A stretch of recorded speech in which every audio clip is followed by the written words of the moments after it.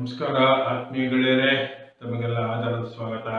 ನಮ್ಮ YouTube channel Suhas entertainments and cultural activities ಅಂದರೆ ಇದೊಂದು ಧಾರ್ಮಿಕ ಮತ್ತು ಸಾಂಸ್ಕೃತಿಕ ಚಟುವಟಿಕೆಗಳ ಚಾನಲ್. ಬನ್ನಿ, ಇವತ್ತಿನ ಹೊಸ ವಿಷಯ ಏನಪ್ಪ ಅಂತಂದರೆ, ವಾಲ್ಮೀಕಿ ರಾಮಾಯಣದಲ್ಲಿ ಬರ್ತಕ್ಕಂಥ ರಾಮನ ಪೂರ್ವಜರ ವಂಶಾವಳಿಯ ವಿವರಣೆ. ಇದು ಒರಿಜಿನಲ್ ವಾಲ್ಮೀಕಿ ರಾಮಾಯಣದ ಶ್ಲೋಕಗಳನ್ನು ನಾನು ಕೊಡ್ತಾ ನೋಡಿ. ವಾಲ್ಮೀಕಿ ರಾಮಾಯಣ ಇಟ್ಕೊಂಡಿದ್ದೀನಿ. ಭಾಳ ಚೆನ್ನಾಗಿ ಮಾಡಿದ್ದಾರೆ. ನಮ್ಮದೊಂದು ವಿಶೇಷ ಏನಪ್ಪ ಅಂತಂದರೆ, ಒರಿಜಿನಲ್ ವಾಲ್ಮೀಕಿ ರಾಮಾಯಣದ ಶ್ಲೋಕಗಳು ತೊಗೊಂಡು ವಿಡಿಯೋಗಳು ಮಾಡೋಣ ಅಂತ ತಿಳ್ಕೊಂಬೋಣ. ನಮ್ಮ ಭಾರತ ದೇಶದಲ್ಲಿ ಹುಟ್ಟಿ ನಮ್ಮ ಮನೆಯಲ್ಲಿ ವಾಲ್ಮೀಕಿ ರಾಮಾಯಣ ಇರೋದೇ ಪುಣ್ಯ. ಅದನ್ನು ಸ್ವಲ್ಪ ಓದಿ ಒಂದು ಸ್ವಲ್ಪ ತಿಳ್ಕೊಂಡು ಒಂದು ಪ್ರಚಾರ ಮಾಡೋದು. ರಾಮನಿಗೆ ಶ್ರೀರಾಮಚಂದ್ರ ಒಂದು ಅಳಿ ಸೇವೆ. ಓಕೆ, ಶುರು ಮಾಡೋಣ. ನೋಡಿ, ಇದು ವಾಲ್ಮೀಕಿ ರಾಮಾಯಣದಲ್ಲಿ 70ನೇ ಸರ್ಗ ಅಂದರೆ ಸಪ್ತತಿತಮಃ ಸರ್ಗ. ಸಪ್ತತಿ ಅಂದರೆ 70. ಅಲ್ಲಿಂದ 20ನೇ ಶ್ಲೋಕದಲ್ಲಿ ನಮಗೆ ಈ ವಿವರಣೆ ಸಿಗುತ್ತೆ. ಇದು ಕನ್ಯಾವರ್ಣಂ ಅಂತ ಈ ಸರ್ಗದ ಟೈಟಲ್ಲು. ಕನ್ಯಾವರ್ಣ ಅಂತರ್ಪಟ ನಾವು ಏನು ಮಾಡ್ತೀವಿ ಮದುವೆ ಶಾಸ್ತ್ರದಲ್ಲಿ, ಅದೆಲ್ಲ ಪ್ರಾರಂಭ ಆಗುತ್ತೆ. ಅದಕ್ಕೆ ಮುಂಚೆ ಅಲ್ಲಿ ವಂಶಾವಳಿ ಹೇಳ್ತಾರೆ ಅಂತರ್ಪಟ ಹಿಡಿಬೇಕಾದ್ರೆ. ಈಗಲೂ ಅಷ್ಟೇ ಪುರೋಹಿತರು ಅವ್ರವ್ರ ವಂಶಾವಳಿ ಹೇಳ್ತಾರೆ. ಈಗ ಪಿತಾಮಹ ಪ್ರಪಿತಾಮಹ ಅಲ್ಲಿಗೆ ಮುತ್ತಾತನಿಗೆ ಆಗೋಗ್ಬಿಡುತ್ತೆ. ಇದು ರಾಜವಂಶ ಆದ್ರಿಂದ ಅವರು ವಸಿಷ್ಠರು ಅಲ್ಲಿ ಹೇಳ್ತಾರೆ ವಂಶಾವಳಿ ಎಲ್ಲಿಂದ ಶುರುವಾಗುತ್ತೆ. 41 ವಿಷ್ಣುವಿಂದ ಮುಗಿದುಕೊಂಡು 41ನೇವನು ಶ್ರೀರಾಮಚಂದ್ರ.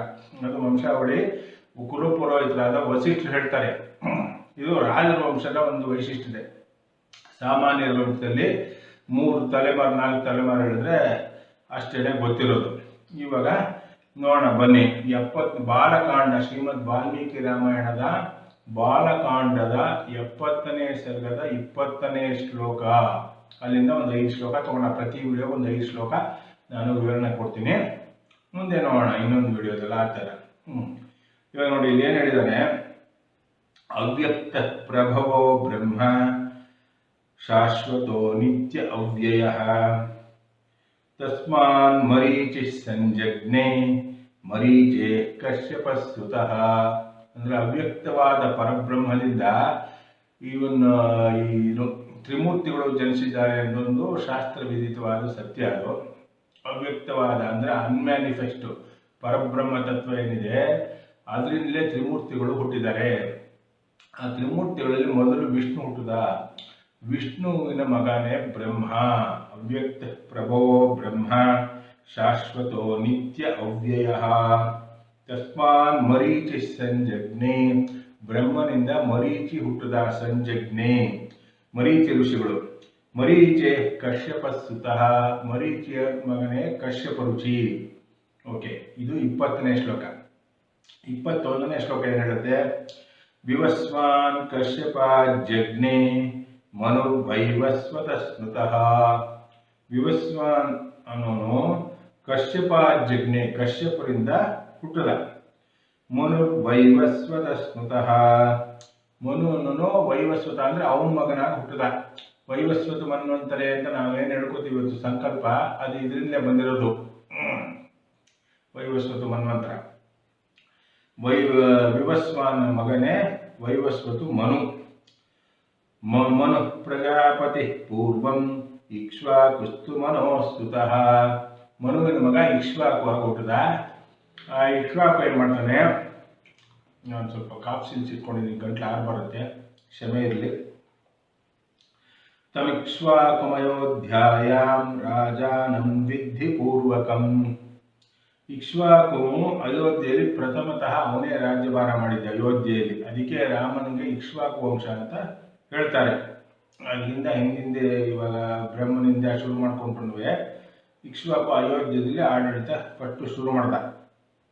ತಮಿಕ್ಷ್ವಾಕಮಯೋಧ್ಯಾಯಾಂ ರಾಜಾನಂ ವಿಧಿ ಪೂರ್ವಕಂ ಇಕ್ಷ್ವಾಕೋಸ್ತು ಸುತ ಶ್ರೀಮಾನ್ ಕುಕ್ಷಿರಿತ್ಯೇವ ವಿಶ್ರುತಃ. ಇಕ್ಷ್ವಾಕುವಿನ ಮಗ ಕುಕ್ಷಿ, ಶ್ರೀಮಾನ್ ಕುಕ್ಷಿ ಅನ್ನೋನು ಇತ್ಯೇವ ವಿಶ್ರುತಃ. ಬಹಳ ಫೇಮಸ್ ಆಗ್ಬಿಟ್ಟ. ಯಾರು? ಕುಕ್ಷಿ, ಇಕ್ಷ್ವಾಕುವಿನ ಮಗ. ಕುಕ್ಷೇರಾತ್ಮಜ ಶ್ರೀಮಾನ್ ವಿಕುಕ್ಷಿರುಪಪದ್ಯತ. ಕುಕ್ಷಿಯ ಮಗ ವಿಕುಕ್ಷಿ ಅನ್ನೋನು ಹುಟ್ಟದ. ಉಪಪದ್ಯತ, ಆತ್ಮಜ ಅಂದ್ರೆ ಮಗ. ವಿಕುಕ್ಷೇಸ್ತು ಮಹಾತೇಜ ಬಾಣ ಪುತ್ರ ಪ್ರತಾಪವಾನ್. ವಿಕುಕ್ಷುವಿನಲ್ಲಿ ಮಹಾ ತೇಜಸ್ಸಾಲಿಯು ಪ್ರತಾಪವಂತನು ಅಂದರೆ ವ್ಯಾಲರಸ್ ವೀರನೂ ಆದ ಪುತ್ರನು ಬಾಣ ಅನ್ನೋನು ಹುಟ್ಟುತ್ತಾನೆ. ಬಾಣಸ್ಥಿತು ಮಹಾತೇಜ ಅನರಣ್ಯ ಪ್ರತಾಪವಾನ್. ಬಾಣದಿಂದ ಅನರಣ್ಯ ಅನ್ನೋನು ಅಷ್ಟೇ ಮಹಾ ತೇಜಸ್ವಿ ಮತ್ತು ಪ್ರತಾಪ ವೀರನಾದವನು ಅನರಣ್ಯ ಹುಟ್ಟುತ್ತಾನೆ. ಅನರಣ್ಯ ಪೃಥುರ್ಜಜ್ಞೆ. ಅನರಣ್ಯನಿಗೆ ಪೃಥು ಅನ್ನೋ ಮಗ ಹುಟ್ಟುತ್ತಾನೆ. ಆ ಪೃಥು ಅನ್ನೋನಿಂದಲೇ ಪೃಥ್ವಿ ಅಂತ ಹೆಸರು ಬಂದಿರೋದು. ಇದೆಲ್ಲ ರಾಮಾಯಣ ಇತಿಹಾಸ, ಇದೇನು ತಮಾಷೆಯಲ್ಲೆಲ್ಲ ನಡೆದಿರೋದು ಇದು. ಅನರಣ್ಯ ಪೃಥುರ್ಜಜ್ಞೆ ತ್ರಿಶಂಕುಸ್ತು ಪೃಥೋಸ್ತುತಃ. ತ್ರಿಶಂಕುವನು ಪೃಥುವಿನ ಮಗ. ಇಲ್ಲಿಗೆ 5 ಶ್ಲೋಕದಲ್ಲಿ 12 ಜನ ಪೂರ್ವಜರು, ರಾಮನ ಪೂರ್ವಜರ ಹೆಸರು ಸಿಗುತ್ತೆ. ಇಲ್ಲಿ ಅವ್ಯಕ್ತ ಪರಬ್ರಹ್ಮದಿಂದ ಹಿಡಿದು ವಿಷ್ಣು, ಬ್ರಹ್ಮ, ಹೀಗೆ 12 ಜನ ಯಾರ್ಯಾರು ಗಮನಿಸ್ಕೊಳ್ಳೋಣ ಇವಾಗ. ಅವ್ಯಕ್ತ ಪರಬ್ರಹ್ಮ, ವಿಷ್ಣು, ಬ್ರಹ್ಮ, ಬ್ರಹ್ಮನಿಂದ ಮರೀಚಿ, ಮರೀಚಿಯಿಂದ ಕಶ್ಯಪ, ಕಶ್ಯಪರಿಂದ ವಿವಸ್ವಾನು, ವಿವಸ್ವಾನಿಂದ ಮನು, ಮನುರಿಂದ ಇಕ್ಷ್ವಾಕು, ಇಕ್ಷ್ವಾಕುವಿಂದ ಕುಕ್ಷಿ, ಕುಕ್ಷಿಯಿಂದ ವಿಕುಕ್ಷಿ, ವಿಕುಕ್ಷಿಯ ಮಗ ಬಾಣ,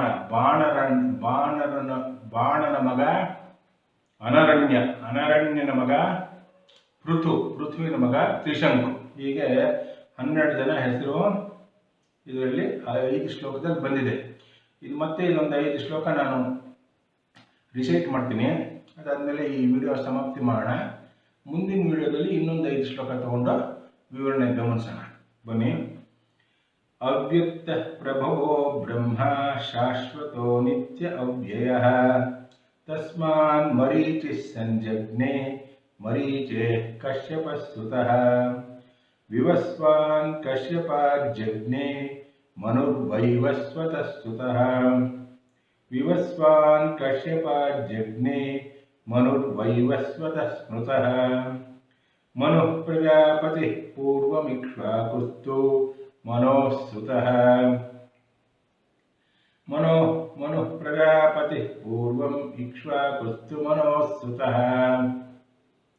ತಮಿಕ್ಷ್ವಾಕುಮಯೋಧ್ಯಾಯಾಂ ರಾಜಾನಂ ವಿದ್ಧಿಪೂರ್ವಕಂ ಇಕ್ಷ್ವಾಕೋಸ್ತು ಸುತಃ ಶ್ರೀಮಾನ್ ಕುಕ್ಷಿರಿತ್ಯೇವ ವಿಶ್ರುತಃ ಕುಕ್ಷೇರಾತ್ಮಜಃ ಶ್ರೀಮಾನ್ ವಿಕುಕ್ಷಿರುಪಪದ್ಯತ ವಿಕುಕ್ಷೇಸ್ತು ಮಹಾತೇಜ ಬಾಣಃ ಪುತ್ರಃ ಪ್ರತಾಪವಾನ್ ಬಾಣಸ್ಯ ತು ಮಹಾತೇಜ ಅನರಣ್ಯಃ ಪ್ರತಾಪವಾನ್ ಅನರಣ್ಯಾತ್ ಪೃಥುರ್ಜಜ್ಞೆ ತ್ರಿಶಂಕುಸ್ತು ಪೃಥೋಸ್ತುತಃ. ಇಲ್ಲಿಗೆ 5 ಶ್ಲೋಕ. ಅಂದರೆ ಬಾಲಕಾಂಡದ ಶ್ರೀಮದ್ ವಾಲ್ಮೀಕಿ ರಾಮಾಯಣದ ಬಾಲಕಾಂಡದ 70ನೇ ಸರ್ಗದ 20ರಿಂದ 25 ಶ್ಲೋಕದ ರಿಸಿಟೇಷನ್ ಪ್ಲಸ್ ವಿವರಣೆ ಇಲ್ಲಿಗಾಗಿದೆ. ಇನ್ನೊಂದು ವಿಡಿಯೋದಲ್ಲಿ ಮತ್ತೆ ಸಂಧಿಸೋಣ. ಇನ್ನೊಂದು 5 ಶ್ಲೋಕ ತಗೋಣ. ಅಲ್ಲಿವರೆಗೂ ನಮಸ್ಕಾರ. ನಾನು ಸುಹಾಸ್ ಟಿಪಿ ಅಂತ ಬ್ರಾಹ್ಮಿನ್ಸ್ ಮ್ಯಾಟ್ರಿಮನಿ ನಡೆಸ್ತಾ ಇದ್ದೀನಿ. ವರ್ಲ್ಡ್ ವೈಡ್ ಯಾರು ಬ್ರಾಹ್ಮಣರು ಅವಶ್ಯಕತೆ ಇರೋರು ಫೋನ್ ಮಾಡಿ. ನನ್ನ ನಂಬರ್ ಬರ್ತಾ ಇದೆ 8762331815. ಅವಶ್ಯಕತೆ ಇರೋರು ಫೋನ್ ಮಾಡಿ ವಧುವರ ಸೇವೆಯನ್ನು ಪಡಿಬೋದು. Suhas Brahmins matrimony manager. ಇತಿ ನಮಸ್ತೆ, ಹರಿ ಓಂ, ಸ್ವಸ್ತಿ, ಜೈ ಶ್ರೀರಾಮ್. ಸುಹಾಸ್ ಟಿಪಿ, ಜಯನಗರ್, ಬ್ಯಾಂಗ್ಳೂರು. ಮುಂದಿನ ವಿಡಿಯೋದಲ್ಲಿ ನೋಡೋಣ. ನಮಸ್ಕಾರ.